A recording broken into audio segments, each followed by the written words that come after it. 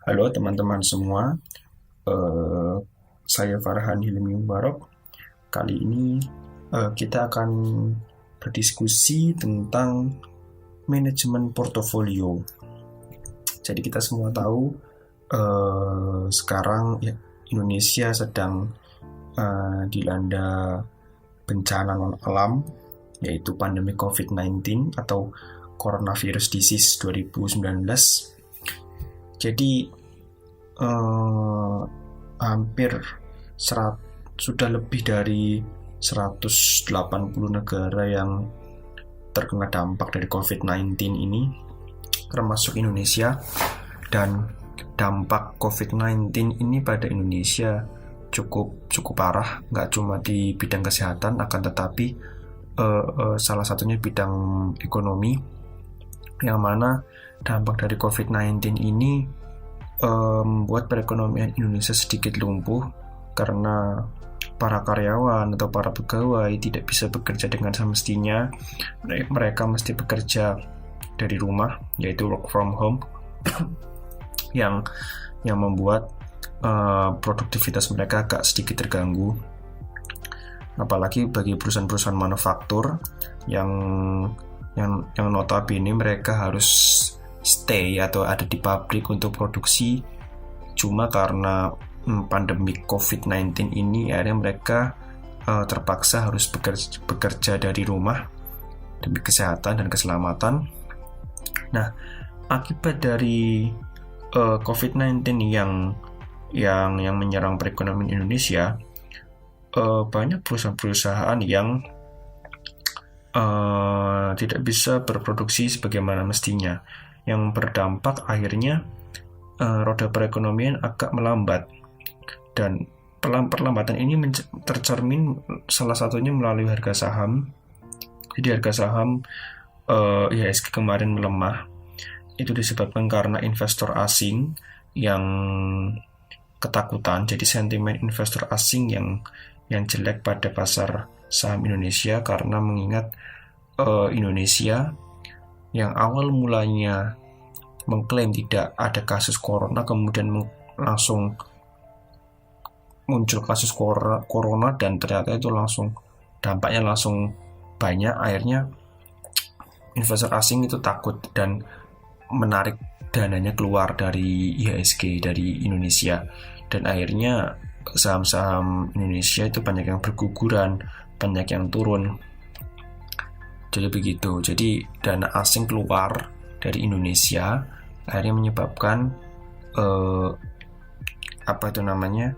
IHSG anjlok sekitar 30%, dari posisi 6.000 menjadi 3.900 pada sekitar hari Selasa atau Rabu kemarin. Begitu. Nah, otomatis karena IHSG ambles cukup dalam, pasti portofolio teman-teman mayoritas merah atau turun. Nah, bagaimana sih manajemen portofolio yang baik pada saat krisis pandemi COVID-19 ini? Jadi kalau dari saya pribadi, pengalaman saya, karena pastilah hampir semua investor atau trader juga pasti mengalami hal yang sama, yaitu porto merah pada saat sekarang ini, karena memang banyak saham-saham yang berguguran, banyak saham-saham yang turun dalam, bahkan ada yang ARB, dan itu menyebabkan portofolio kita menjadi merah atau unrealized loss, rugi yang belum terrealisasi. Nah, bagaimana sih manajemennya? Jadi kalau dari saya sendiri, saya sarankan kepada teman-teman, jadi saya bagikan tips kepada teman-teman juga. Jika portofolio teman-teman merah karena pandemik ini, jangan teman-teman langsung jual. Jangan teman-teman cut loss hanya karena teman-teman ingin memperoleh uang kas. Kenapa begitu? Karena kita tidak tahu pasti kapan pandemik ini berakhir. Jadi kita tidak tahu persis kapan IHSG ini akan membaik. Nah, jika teman-teman belum memiliki kas, belum memiliki uang yang lebih untuk membeli saham atau untuk average down, maka yang saya sarankan kepada teman-teman adalah teman-teman jangan melakukan kegiatan apapun di pasar modal. Jangan melakukan beli maupun jual. Kalau beli, asalkan teman-teman punya uang, boleh beli asalkan teman-teman punya uang. Jangan pakai margin, harus pakai uang sendiri, bukan pakai margin. Dan itu pun teman-teman harus menganalisis perusahaan tersebut. Jadi bukan karena sahamnya lagi murah atau harganya lagi turun teman-teman asal beli. Jangan. Walaupun ada kesempatan untuk membeli atau mendapatkan barang bagus, teman-teman harus menganalisis saham tersebut. Itu yang pertama. Dan yang kedua adalah kalau teman-teman tidak memiliki uang untuk beli saham, maka saya sarankan teman-teman diam saja. Tidak perlu melakukan aksi jual. Mengapa? Karena kita tidak tahu kapan ini selesai. Dan mungkin saja kayak seperti kemarin tuh Fed mengeluarkan kebijakan QE, quantitative easing. Jadi the Fed akan membeli instrumen keuangan dari masyarakat dengan harga berapapun. Nah, akibat kebijakan the Fed yang dikeluarkan oleh Jerome Powell, banyak bursa di dunia yang naik. Dow Jones naik, Nasdaq naik, S&P 500 naik, bahkan IHSG pun naik 10%. Itu hari Kamis, kemudian Jumat hari ini pun juga naik. Jadi jangan teman-teman jual harga saham pada posisi rugi hanya untuk mendapatkan uang kas. Jadi saran saya teman-teman cukup diam aja, jangan melakukan apapun. Kalau teman-teman ingin menganalisis boleh, nggak apa-apa, asalkan jangan melakukan aksi jual. Kenapa? Karena pada dasarnya prinsip value investing ini jangan sampai kehilangan uang.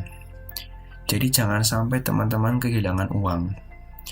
Berapapun keuntungan teman-teman itu tidak peduli, yang penting jangan sampai teman-teman kehilangan uang.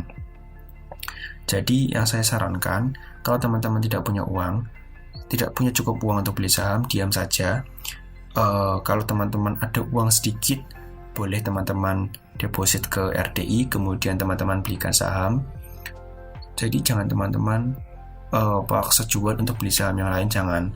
Kenapa? Karena barangkali ketika teman-teman sudah menjual, kemudian harga sahamnya justru naik misalnya, pasti teman-teman akan kecewa karena waduh, kenapa kok saya buru-buru dijual, kenapa nggak ditunggu aja, ditahan aja biar saya bisa dapat untung. Tapi kalau misalnya sahamnya turun, kemudian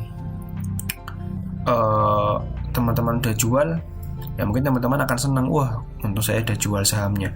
Akan tetapi uang dari teman-teman juga udah hilang duluan, sudah terrealisasi ruginya. Akhirnya sama saja teman-teman menjual rugi kemudian membeli saham yang teman-teman inginkan tanpa menganalisis.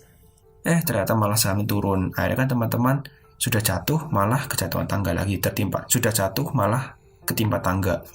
Jadi tidak boleh gegabah dalam menyingkapi penurunan IHSG pada periode bulan Maret ini, kuartal 3. Saya juga kaget karena baru pertama kali melihat IHSG turun sejauh ini dalam waktu hanya atau kurang dari 1 bulan. Sudah kehilangan nilainya sekitar 30%, tetapi hal ini perlu disikapi dengan bijaksana ya teman-teman. Jadi jangan gegabah, jangan asal, karena kalau nanti asal teman-teman justru akan kehilangan uang. Seperti itu. Itu saja yang bisa saya sampaikan. Kurang lebihnya mohon maaf. Semoga teman-teman bisa selalu mendapatkan cuan dimanapun dan kapanpun, dan yang penting adalah sabar dan juga harus percaya pada diri sendiri. Oke, sampai jumpa.